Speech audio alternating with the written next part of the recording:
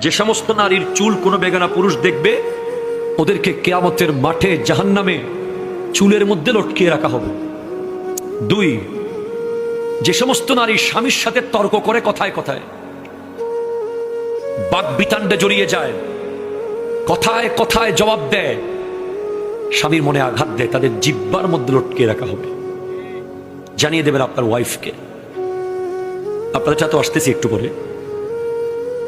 শুধু মেয়েদের কথা বলে চলে যাওয়ার লোক আমি না, আপনারাও আছেন সামনে। যে সমস্ত নারী পরকীয়া সম্পর্কে লিপ্ত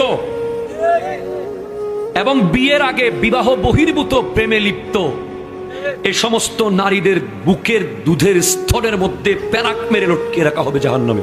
নাউজুবিল্লাহ। 4, যে সমস্ত নারী উপকার করে খোঁটা দেয়, তাদের শাস্তি হলো তাদের মুখ দিয়ে বিভিন্ন অঙ্গ দিয়ে আগুন বের হবে। 5, যে সমস্ত নারী ভালোভাবে পবিত্র হয় না, নামাজ নিয়ে হেয় করে, ঠাট্টা করে, ওদের মাথা হবে কুকুরের মতো, গা হয়ে যাবে গাধার মতো। নাউজুবিল্লাহ। অথবা যাদের হাত পা বেঁধে রাখা হয়েছে, সাপ বিচ্ছু ছেড়ে দেওয়া হয়েছে, এরাই শাস্তিটা পাবে।